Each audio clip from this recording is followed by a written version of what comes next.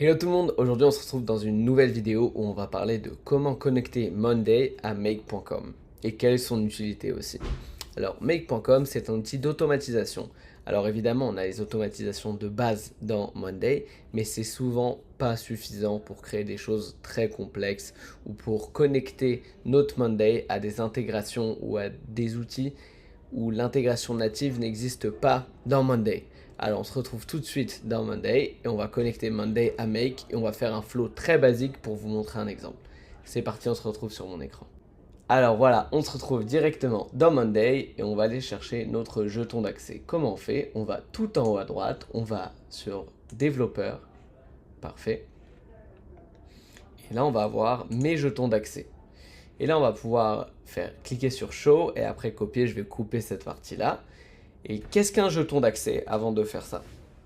Un jeton d'accès, c'est ce qui va nous permettre d'appeler, de parler avec notre Monday grâce à du code. Ou grâce à des outils no-code comme make.com qui font l'intégration directement. Alors on va copier ce jeton et on va le mettre directement dans make.com.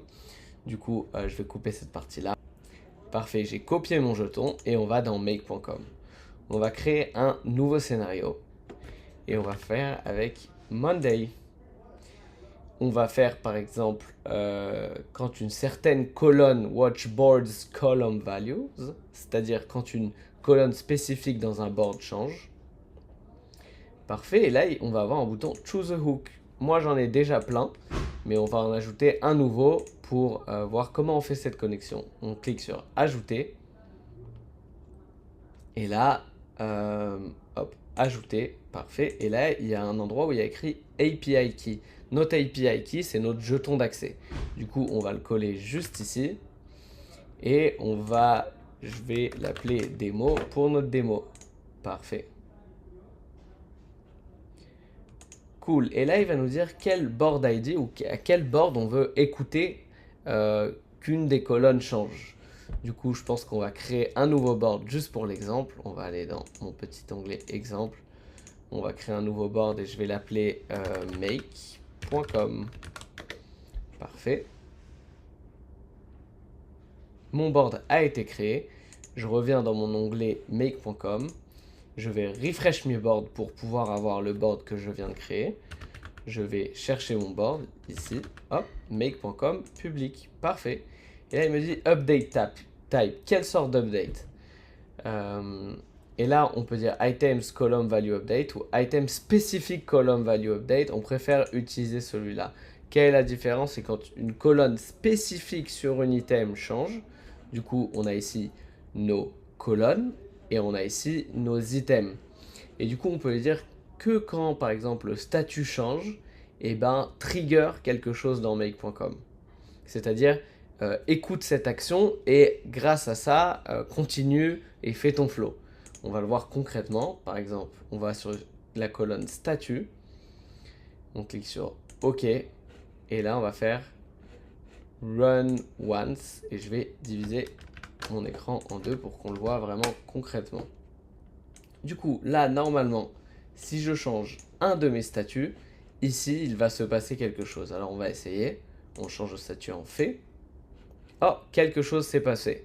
Et là, on voit, et là, on reçoit plein de détails dans make.com.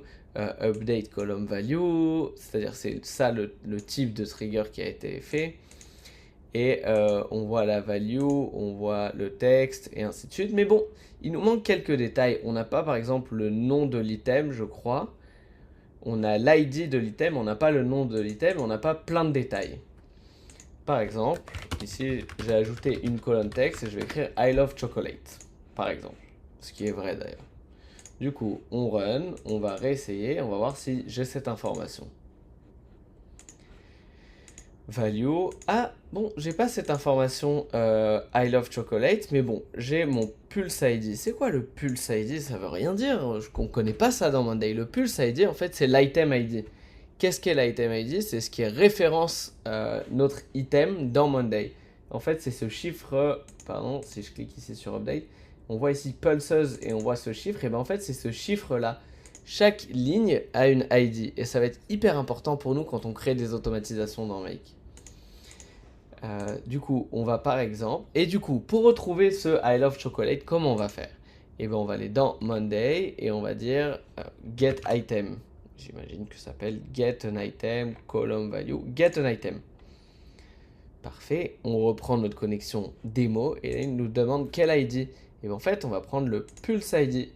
Et quel board? Et bien, on connaît déjà notre board, c'est le board make.com. Parfait. Et là, on va voir si ça marche. Hop, ça écoute. On change notre statut. Normalement, hop, ça a trigger le premier node. On appelle ça des nodes. Et là, le deuxième, get an item avec des informations. Alors, column values. Ah, on a la personne et on a I love chocolate. Parfait. Et après, évidemment, on peut s'imaginer la suite. On peut, par exemple, trigger. Là, je vais juste vous montrer, pour exemple, sans trop expliquer. Connecter ça à ChatGPT. Il faut évidemment avoir une API key de ChatGPT pour pouvoir faire ça. Choisir notre modèle, mettre le message resume me what the person like based on this message par exemple. Là je vous ai peut-être perdu mais c'est pas hyper grave, c'est juste du détail pour vous montrer une automatisation entière. Et on est parti.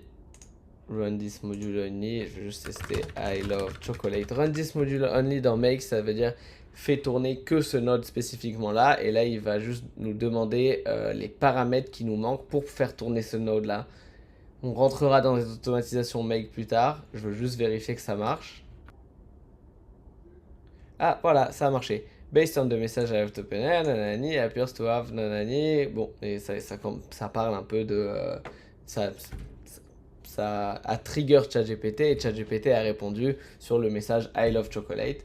Et après, on peut évidemment dans Monday update par exemple une colonne value d'une spécifique item, c'est-à-dire on a update une column value d'une item spécifique. Et du coup, là par exemple, on va prendre mon board make.com. Item ID, c'est un bon point. Item ID, alors si on fait comme ça, là il va nous proposer des items. Sauf que nous, on veut que ça soit dynamique en fonction de ce qu'il y avait avant. Et du coup, on appuie sur le petit bouton map. Et après, on va simplement mettre à l'intérieur notre Pulse ID. Parfait. Column values to change. Là, on va choisir notre column texte par exemple. Et on va l'update avec notre réponse de ChatGPT. Hop. Et je vais changer mon prompt parce qu'il nous répond une réponse très longue. Resume me in one word what the person like based on any nanana. Et je vais changer le modèle d'ailleurs. Est-ce que j'ai le choix de quelque chose d'autre? Pas l'air d'avoir le choix, c'est pas grave, on va faire avec. Hop, I love chocolate, on run ça, on voit ce qui se passe. Hop, là, dans ChatGPT, on va attendre. Et voilà, et là, ça nous a résumé Sweet Enthusiast. Bon, ça, en gros, ça veut dire qu'il aime tout ce qui est sweet. Voilà comment on peut connecter Monday.com à Make. Et évidemment, vous pouvez vous imaginer tous les flows vraiment délirants qu'on peut créer grâce à Make en connectant ça à Monday. Merci beaucoup, j'espère que ça vous a plu. Je sais que c'est une vidéo qui n'est pas facile par rapport aux autres.